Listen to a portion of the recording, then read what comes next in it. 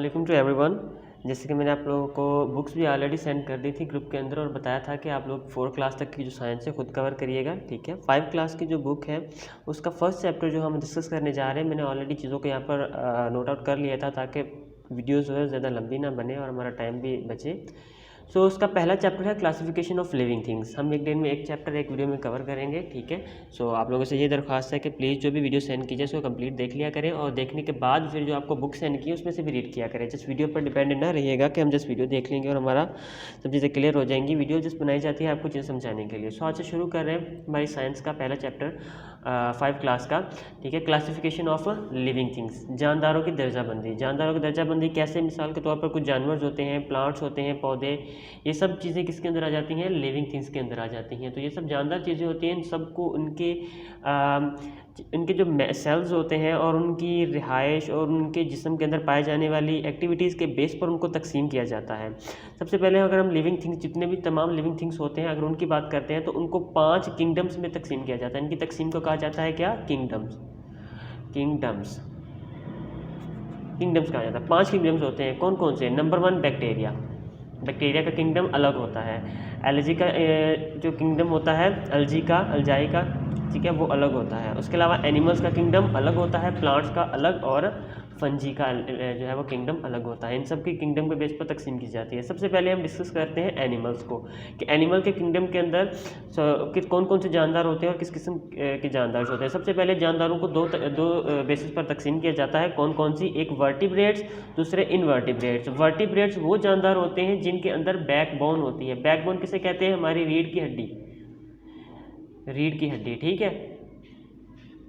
रीढ़ की हड्डी को क्या कहते हैं? बैकबोन कहते हैं। जिनके अंदर रीढ़ की हड्डी मौजूद होती है, पाई जाती है, उनको हम वर्टिब्रेट्स कहते हैं। और जिनके अंदर रीढ़ की हड्डी नहीं पाई जाती तो उनको हम इनवर्टिब्रेट्स कहते हैं। Without backbone, with backbone and without backbone. So जिनके अंदर रीढ़ की हड्डी, मिसाल के तौर पर फिश हो गई, स्नेक, सांप हो गया, कैट हो गए, मैमल्स हो गई, और इनके अलावा बर्ड्स हो जाते हैं। हर किस्म के जानदार इसके अंदर आ जाते हैं। लेकिन जिनके अंदर रीढ़ की हड्डी नहीं होती वो कौन से होते हैं? यस, वो होते हैं आपकी स्टारफिश। स्टारफिश आप लोगों ने नाम सुना होगा, आई थिंक सो, देखी भी होगी। वो इस तरह के स्टार के टाइप की होती है, ठीक है। मोस्टली वाटर्स के अंदर पाई जाती है। इनके अलावा आपकी बटरफ्लाई हो गई। बटरफ्लाई के अलावा जो ज़मीन से निकलने वाले सांप की तरह के जो वॉर्म्स होते हैं वो वाले, ठीक है, वो सब किसके अंदर आ जाते हैं? इनवर्टिब्रेट्स के अंदर आ जाते हैं, जिनके अंदर रीढ़ की हड्डी नहीं पाई जाती।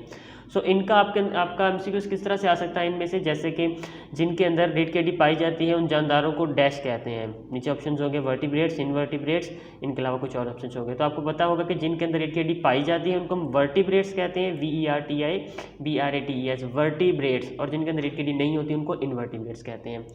ओके, तो अब पहले इनवर्टिब्रेट्स और वर्टिब्रेट्स को डिस्कस कर लेते हैं, उसके बाद हम प्लांट्स और दूसरी चीज़ों को डिस्कस करेंगे। सबसे पहले जो वर्टिब्रेट्स होते हैं, वर्टिब्रेट्स के अंदर, वर्टिब्रेट्स को फिर आगे इन्होंने तकसीम किया गया है उनकी रिहाइश, उनके रहने के, उनके जिस्म के अंदर पाई जाने वाली एक्टिविटीज़ की बुनियाद पर।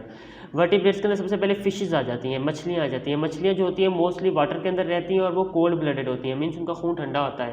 जिस तरह के इंसान का, जानवरों का और जो बर्ड्स होते हैं, इनका जो ब्लड होता है उनको हम क्या कहते हैं? इनको मोस्टली हम कोल्ड ब्लडेड नहीं कहते, इनको वार्म ब्लडेड कहते हैं, लेकिन इनको हम कोल्ड ब्लडेड कहते हैं। कोल्ड ब्लडेड मतलब ठंडे खून वाले जानदार। एम्फीबियांस जो जानदार होते हैं ये ज़मीन पर भी रहते हैं और इनके अलावा ज़मीन जो है वो पानी में भी रहते हैं। जिनकी बेस्ट एग्जांपल है आपके पास है मेंढक की। किसकी? फ्रॉग की। फ्रॉग की एग्जांपल है, ठीक है। मेंढक हो गया। इस तरह के और भी जानदार होते हैं जो ज़मीन में भी रह सकते हैं और पानी में भी रह सकते हैं। और जो फिशेस होती हैं वो मोस्टली जस्ट पानी में ही रह सकती हैं, पानी के अलावा कहीं भी नहीं रह सकती। और ये जो एम्फीबियांस होते हैं ये भी कोल्ड ब्लडेड होते हैं, इनका भी खून ठंडा होता है। रेप्टाइल्स होते हैं, हम रेंगने वाले जानदारों को कहते हैं। किसको? जो रेंगते हैं। रेंगने वाले जानदार कौन कौन से होते हैं? जैसे कि आपका सांप हो गया, इसके अलावा आपका कछुआ हो गया, इसके अलावा आपकी छिपकली हो गई, ठीक है। इस तरह के जो जानदार होते हैं इनको रेप्टाइल्स कहते हैं। ये भी ज़मीन और पानी दोनों में रह सकते हैं। जो मगरमच्छ हो गया, ठीक है, ये पानी में भी रह सकते हैं। कछुआ हो गया, ये पानी में भी रहते हैं, ज़मीन पर भी रहते हैं, दोनों जगह पर रह सकते हैं। ये भी कोल्ड ब्लडेड होते हैं। उनके बाद जो चौथी एग्जाम्पल है वो बर्ड्स की। बर्ड्स मोस्टली हवा के अंदर रहते हैं या फिर ज़मीन के ऊपर रहते हैं। इनके कुछ ऐसे बर्ड्स होते हैं जो पानी के अंदर तैरते भी हैं, जिनका जो पानी के अंदर तैरता है उसे हम क्या कहते हैं? Penguin. Penguin is a bird that also can swim. Okay, तैर भी सकता है और हवा में भी उड़ते हैं, ज़मीन पर भी रहते हैं, इनमें सब खूबी पाई जाती हैं। और ये वार्म ब्लडेड होते हैं। कौन से? वार्म ब्लडेड होते हैं। बाकी ऊपर वाले तीनों कोल्ड ब्लडेड, और बर्ड्स और मैमल्स दोनों कौन से होते हैं, वार्म ब्लडेड होते हैं। ओके, सो मैमल्स भी जो है मोस्टली ज़मीन पर ही रहते हैं, अपने बच्चों को फीड करवाते हैं। और जो आपकी डॉल्फिन होती है वो भी मैमल्स के अंदर आ जाती है। डॉल्फिन बेसिकली मछली है, लेकिन वो भी मैमल्स के काउंट की जाती है, क्योंकि ये भी अपने बच्चों को फीड करवाती है, दूध पिलाती है, बाकी जानवरों की तरह नहीं होते। जो फिशेस होती हैं आपको पता है इन क्वालिटीज़ इनकी, इनका नाक नहीं होता, ये सांस अपने गलफड़ों से लेती हैं। ओके, सो इसी तरह से जो एम्फीबियंस, मेंढक वगैरह होते हैं, ये ज़्यादा उछल कूद करने में माहिर होते हैं। रेप्टाइल्स हमेशा रेंगते रहते हैं ज़मीन के ऊपर। और बर्ड्स जो होते हैं इनमें से किसी की टेल लंबी होती है, किसी की छोटी होती हैं, चोंच होते हैं, किसी की नहीं होती। सो मैमल जो होते हैं वो भी अपने बच्चों को दूध पिलाते हैं। जो है वो इनमें से बहुत सारे जो जानदार होते हैं ना, जो मैमल्स होते हैं, वो उनमें पालतू जानवर भी होते हैं, कुछ पालतू जानवर भी नहीं भी होते हैं, डोमेस्टिक भी होते हैं, कुछ डोमेस्टिक नहीं भी होते।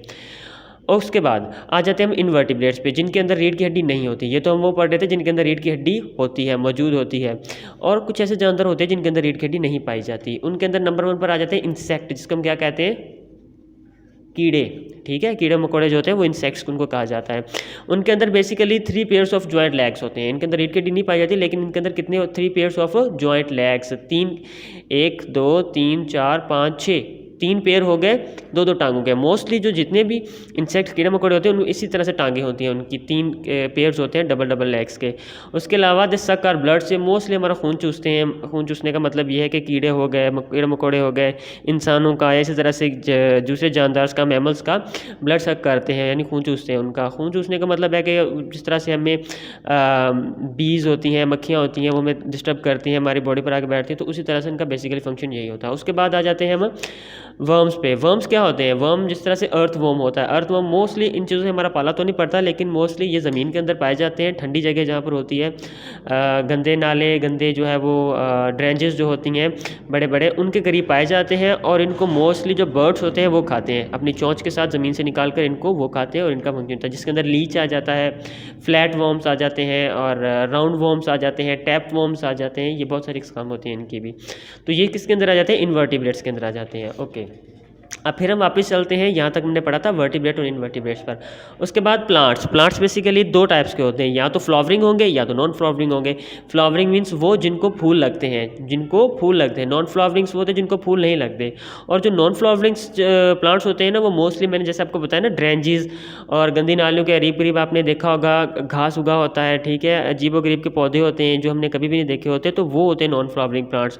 वो ठीक है, उनको जो है वो फूल नहीं लगते। कभी कभार बहुत सारे ऐसे होते हैं जिनको फूल नहीं लगते, तो उनको नॉन फ्लावरिंग कहते हैं। उनके आगे कोई भी टाइप्स नहीं है। लेकिन जो फ्लावरिंग होते हैं उनके 2 टाइप्स होते हैं आगे। कौन कौन से, यस, एक होता है मोनोकोट, दूसरा डायकोट। मोनोकोट प्लांट्स वो होते हैं जिनके अंदर सिर्फ एक ही सीड प्लांट हो। सीड प्लांट मतलब कि एक ऐसा पत्ता या ऐसी जगह हो जहाँ पर सारे बीज लगते हो, ठीक है, इस तरह से एक ही पत्ते या एक ही जो है वो टहनी के साथ ज़्यादा बीज लगते हो, जिनकी बेस्ट एग्जांपल है वीट, गंदम के अंदर हम देखते हैं एक ही जो है वो एक जब दाना जो होता है हम उसको एक सीड को ज़मीन में लगाते हैं तो उसमें से एक ही टहनी निकलती है, उसी के साथ सारे जो है वो लगे होते हैं। कभी नहीं देखा होगा कि गंदम से यहाँ भी निकल रहा है, यहाँ भी निकल रहा है, इसको भी लगे हुए, इसको भी लगे हुए।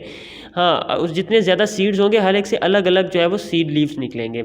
राइस, चावल जिसमें से उगते हैं, ठीक है, उनको कहते हैं। उसके अलावा डायकॉट प्लांट्स होते हैं। डायकॉट प्लांट्स में जिनमें 1 और मोर 2 सीड प्लांट्स, 2 या 2 से ज़्यादा सीड प्लांट्स होते हैं। सीड प्लांट्स किन्हें कहते हैं, मैंने आपको अभी भी बताया है कि ऐसी चीज़ें जिनके अंदर ऐसे पत्ते जिनके साथ बीज लगते हैं। ओके, जिसके अंदर एग्जांपल्स आती है मैंगो की, लीमन्स की। जो बड़े बड़े दरख्त देखते हैं ना हम, एप्पल्स के दरख्त हो गए, और जो है वो आम के दरख्त हो गए, ऑरेंज के दरख्त हो गए। अब यहाँ दरख्त तो नीचे एक ही होता है, लेकिन उसकी बहुत ज़्यादा टहनियाँ होती हैं, हर टहनी पे अलग अलग चीज़ें जो है वो लगी होती हैं, ठीक है, इस तरह से बहुत ज़्यादा चीज़ें लगी होती हैं।